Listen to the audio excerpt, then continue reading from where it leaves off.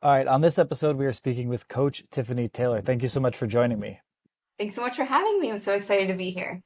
Always love talking to other business coaches. I classify myself as a marketing coach, but it's all the same stuff. I love understanding the perspective and what you're trying to accomplish with your clients for the audience. Talk a little bit about what you do and who you serve. Yeah, I usually work with accomplished business owners who are doing really well on the offline space. When it comes time to going online, they're like, what do I say? What do I do? Who am I? So I really help them nail down where they're spending their time and energy and then rebrand themselves so they can multiply that success online. I think all of us who have a business often suffer through this. How do I prioritize my time? What do I focus on? And even when you think you've got it nailed down, there's always some fire burning off in the distance. You're like, oh man, didn't know that was coming. So we're typically all bouncing around quite a bit. But what have you found are some of the common traits or themes of the people coming into your ecosystem where you see them going wrong in terms of prioritizing? What I see most commonly is just outdated tools, right? I see a lot of to-do lists, and I'm pretty well known in my space for being anti-to-do list. I really don't believe in to-do lists. It's the most inefficient way to look at your time, especially for someone like an entrepreneur looking to get to 50K a month mark. Every time I dissect these to-do lists, there's always some key things missing, like sales, like prospecting. For some reason, they don't make it to the to-do list. I really encourage someone moving into a digital calendar rather than using these outdated tools that just stress you out.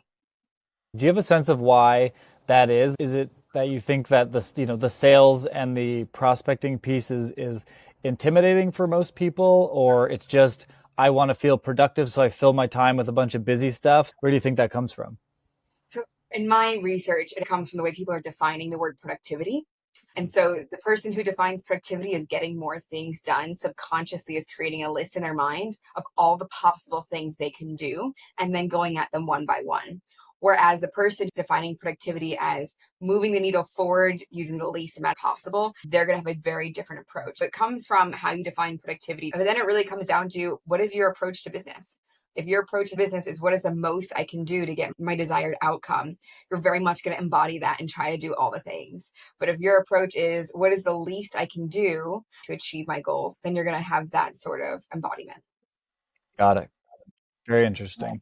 As you're helping people shift from one space to another, what are the key steps or areas of focus that someone should be looking at, both in assessing what they're doing now and to think about how to do it better?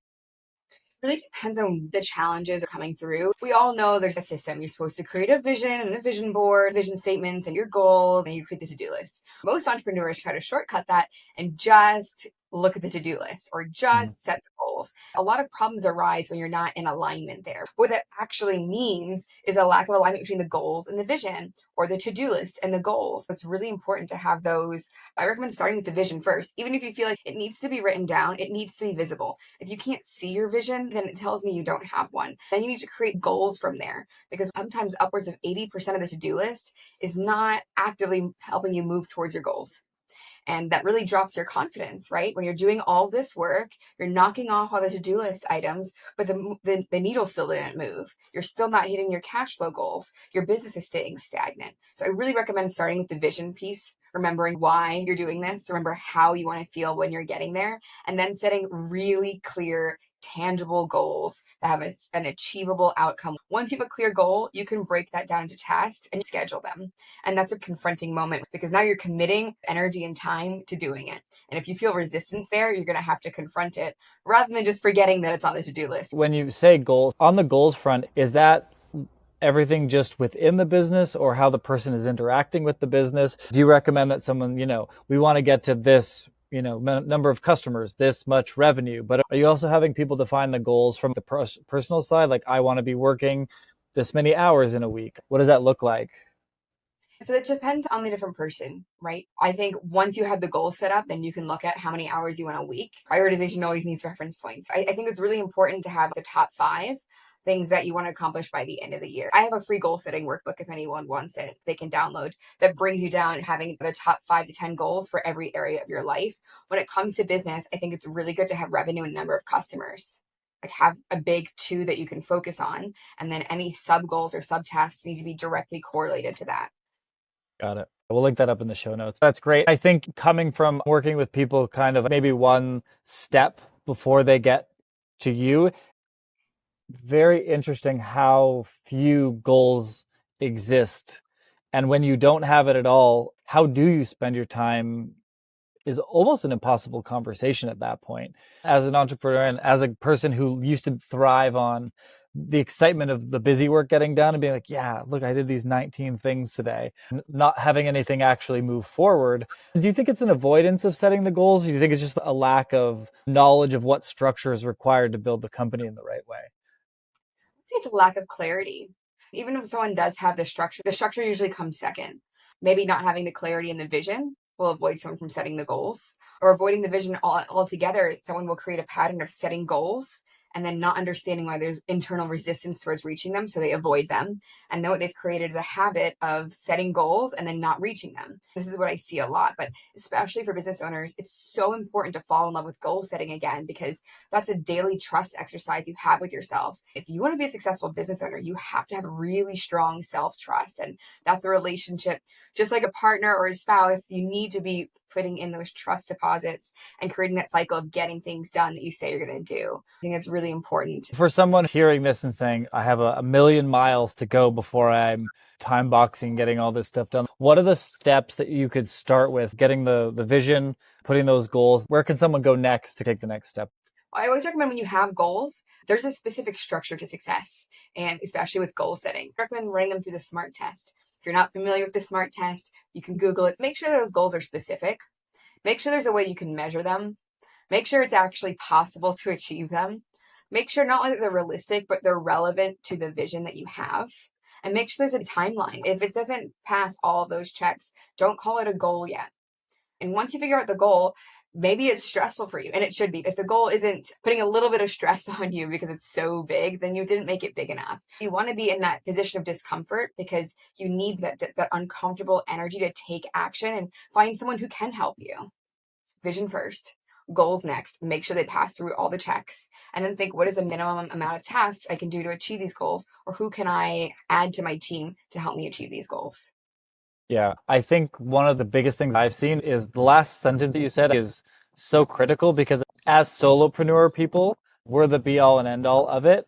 If I bring on someone, they've got to be a huge role within the company. I've always been a how can we get stuff off our plate? How can we, at some points, we've got seven, eight contractors involved in different things. And I think there's people with very specific skill sets that you may not possess. Getting comfortable with the things that you suck at and finding somebody that can bridge that gap. You don't have to solve all of these problems on your own. Even if it feels very personal, like because it's my company, this has to be my thing. I don't agree with that. My prime example is copywriting. I know my story. I know how to verbally express what I want my story to be. But when it comes to putting it on a website, there's no chance I'm going to be able to do it. I can't write at that skill set. Letting go of that task to help achieve a strong site, having strong content is the thing that brings people in the door. Trying to let go of the relationship with it has to be me because it's my thing. That's so important. And you have a beautiful website, by the way. Your Thank you. copywriters did excellent. If you are serious about your business growing, you have to hire people who are better than you, which means you have to humble yourself first and say, I'm not the best at this. Mhm. Difficult. You have to take a slice of the humble pie. But when you hire people who are better at each individual thing than you, that's when your business is going to start to really take off. Do you find them that a lot of the people that come into your ecosystem already have that willingness, or do you work with them to help navigate, like letting go of some of that stuff? There's usually a willingness, but it really comes down to trust being the biggest thing that I've seen. How do I trust someone with this information? Just like you trust anyone else in the beginning, it's something you just have to give. You don't have to give all the trust up right away, but you have to give a little bit, enough to give that person the opportunity to continue to earn it. And that's only going to take experience. So you have to just continue building it through time and have those conversations. You can let someone know, listen, I'm working on building trust. So in the beginning, if I don't give you a lot, this is why. This is the evidence I need to see from you, or these are the conversations we need to have together over time that'll allow me to trust you and eventually delegate more to you. Yeah. Yeah, that's a great point. I think even just with people like friends of mine who are employees inside of companies, they changed this thing and now I'm just going to be silently angry at the system. And it's like, why don't you just bring it up. Like the people's willingness to have candid and open conversations is often very weak. All you'd have to do sometimes is just bring it up. I try to encourage my team, and I've been historically bad at this, and something I've gotten better at. It's like if you think I'm doing something that doesn't make any sense, like tell me. I don't have all the answers. I don't know what the best approach to everything is. I'm making my best guess, but if you're in the trenches and you see something different, let's have that conversation. A lot of people are not good at having that type of conversation. Do you notice the same? Yeah, definitely a skill that has to be learned. And it's excellent that you're learning that. And as a business owner, not only do you get to share that with the team, you have to reiterate it many times for them to take action on it. Then you have to take the observer role when you receive that feedback. You get to think, how do I want to show up for my team? What if I don't like what they say? What if I disagree? How do I want to handle it? So that's some personal development inner work that goes into that as well. Yeah, but it Sure. can be done. Even someone who's the worst at this, we all have to see ourselves not as we are today, but as who we can be and who we aspire to be, and then just start embodying that future, most successful version of ourselves. Yeah, I love that. I love that. All right, perfect. So we've got our vision. We've now intelligently made sure that the goals align with it, that they're attainable. We've put a timeline on it. We're feeling a little bit of that tightness in our chest, saying, did I bite off more than I can chew here? Where do we go from there? So we break down the tasks and we put it into the calendar. I recommend color coding the calendar so you can visibly see your boundaries here, but be really honest with yourself. What are my office hours? This is incredibly important for the freelancer or for the solopreneur because if you don't create those boundaries for yourself, no one else is going to create them for you. The last thing I want to hear is, I'm never not working, is a phrase I hear a lot. Don't let that be you, right? So create those boundaries. What are your office hours? What do you need to do in your non-office hours to support your rest and restoration before you go back into work again? I don't think a lot of entrepreneurs take this as seriously as they should, but your rest and rejuvenation is as important as your work because it affects the quality of your work. Things like watching TV, watching movies, going out drinking, this is not considered rest time. But the rest time needs to be in there as well. Rest time meaning reading, meditating, exercising, getting enough sleep. These things need to be in the calendar because it supports your ability to have consistent energy throughout the day and to have a consistent workflow as well, consistent, predictable focus periods. So schedule and sleep on the calendar it needs to be in there. This is the last thing I see people add, and it needs to go first. Hmm. Add in what days you're going to commit to exercising. Add in how many date nights you're committed to per month or per week. Add in the kids' activities if you need to pick them up. But add in the most important pieces of your life first, and then you can add in anything extra after that. Interesting. For someone who's new to this concept of time boxing, you mentioned the color coding piece. Is the intent to block off every moment of your day with an activity color coded according to personal rest, personal fun, family obligation, work stuff? Work stuff can break down into internal meetings, external meetings, sales activities, all those things. How does one wrap their head around this concept? In the beginning, I recommend letting the calendar follow you for a week rather than setting it all up. So if you're brand new to calendars and you're like, calendars freak me out, let the calendar follow you because it makes you face reality of time. The reality of time is you're never actually doing nothing. There's always something you're doing. And you can't just store an hour of your day and use it tomorrow. If time management is a challenge for you and you're not hitting the goals the way you want to be, or you're not being consistent, allow the calendar to follow you so you can have that feedback loop for yourself and see, where is my time and energy actually going? Once you're in a rhythm of letting the calendar follow you, you're definitely going to be frustrated by what you see. Did I really spend that much time doing this? Did I really spend this much time doing Y? You need to be able to sit in that level of pain because that's where you're able to actually make a change and take action. Every moment should be covered on that calendar because you're doing something with every moment of the day. I recommend color coding so you can see just from a weekly view, where is my energy? For example, if I were to open my calendar right now, I'm going to see blue for all the hours that I'm working. I'm going to see a certain amount of lavender, which is time spent relaxing, getting a massage, any self care, meditation, anything like that. I'm going to have another color for my personal development time that I'm committed to every week. I'm going to have green for all the exercise I'm doing. Just by looking at the week of the calendar, I'll say, okay, am I working as much as I want to be? Or am I working too much? Are my meetings scattered over 12 hours throughout the day, or are they within a healthy window? Every week, I'm going to give myself feedback. The calendar followed me, and this is what it said. Maybe this week felt horrible to me. The next week, I'm going to go and say, It felt horrible because I worked too long on this day. I'm going to shorten the work hours. By Tuesday afternoon, I needed a nap. I'm going to schedule a nap next week just to take care of myself. It's really a journey of getting to know yourself, how you're spending your time, and getting comfortable owning your time and where you're choosing to put it. If you're not intentional with your time, by default, it's going somewhere. If you're serious about your goals, and if you're really committed to getting that vision, you're going to have to take radical responsibility for all of the time and energy you're putting out there. How long does it usually take someone to adjust? So a week goes by and we're like, okay, I spent playing video games, I was on dating apps, I was kind of wandering around doing nothing for a while. I worked a bit, I exercised a bit. Sitting in the pain will resonate with a lot of people if they follow how they spend their time. And to myself, a certain extent as well sometimes. But then we say, okay, this is how we want to make that change. We start blocking off times. How long does it typically take? And I guess person to person, it's different to get used to it.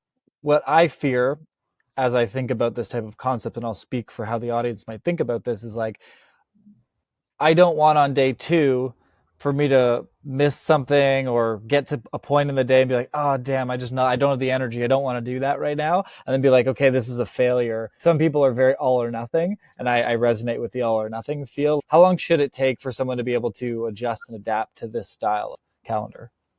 So they've never used a calendar before and they're starting off by just letting the calendar follow them. That's usually pretty easy because you're just tracking your time. So that takes about a week. Some people will choose to do it for 2 weeks. From being in what you're doing, they're ready to go with it. Reason being, and you mentioned something important here, is that all or nothing mentality. So, like I said, the time's going somewhere anyway. So, the cool thing about using something like Google Calendar is that drag and drop. When you have the most important tasks listed out on your calendar, say it's a Tuesday afternoon and you don't feel like sending emails for an hour, you might drag that task to tomorrow. But the key is you're going to take whatever you're supposed to do one of the other days and drag it to today. You're still going to get something done that you had to get done, but you're going to feel really confident. So you're going to still get that almost guilty pleasure of not doing the thing. Yeah, But either way, you're getting some level of work done and your time still being accounted for. And you feel a lot more flexible with it because you can drag and drop however you'd like. got it. Rest and relaxation is kind of a personal thing. It depends on what activities you partake in. But what have you seen have the most success in terms of time boxing of work activities? Is it like, hey, I block in these 20-minute segments to do different things? Is it longer boxes? And obviously, it depends on the nature of what you're doing, but just as a general. Here's the thing with time blocking. There's no secret formula for how long a time block should be. The key is to monitor your own workflow and notice when your attention starts to taper off. For some people, it's half an hour. For some people, it's 4 hours. And there's this thing called attention residue within productivity. As soon as you start a new task, it takes you about 16 to 23 minutes on average to be fully absorbed in that task. If you do a time block of just 20 minutes, you're barely into that task by the time you go to switch. So you're not really putting your full energy into it. This also goes for a distraction. If you have an hour focus period and you get distracted, you take a phone call in that time. It's going to take you maybe 2 minutes of distracted time, but it's going to take you 16 to 23 minutes of energy that you would have been putting into that original task. I recommend start with a 45-minute time block and see how you go. Maybe you feel like working more. That's excellent. If it's less, that's good too. But match the time blocks to your actual attention span. That's what's most important. Now, someone with ADHD, for example, I work with a lot of people with ADHD, and I know quite a few entrepreneurs have this as well. ADHD means you have the ability to get into hyper focus, but it takes 4 hours. You can have completely undistracted time if you dive into something for 4 hours or more. But if you do the smaller tasks, it becomes more difficult.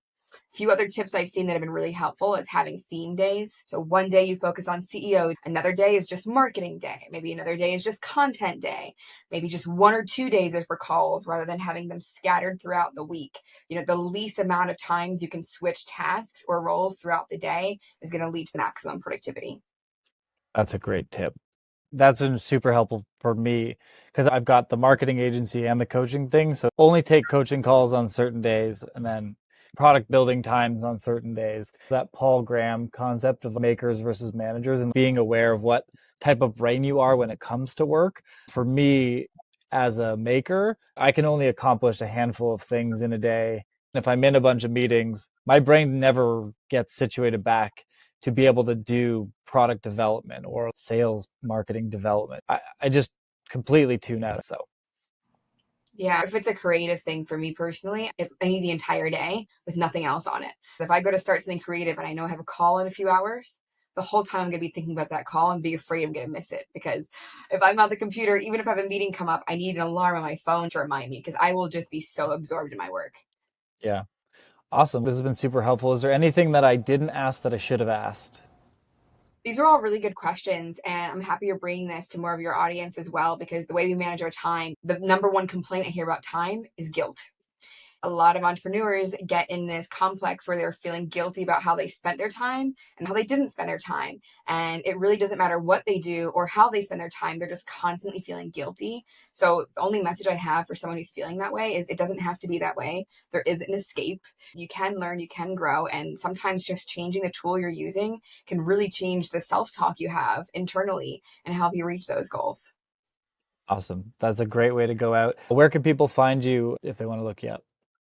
Instagram's best at Coach Tiffany Taylor. I actually just combine both my workshops now. So you get my vision board setting workshop with the goal setting workshop to take you through the entire process of bringing it all the way into your calendar. And you can just shoot me a DM with the word calendar to get access to that.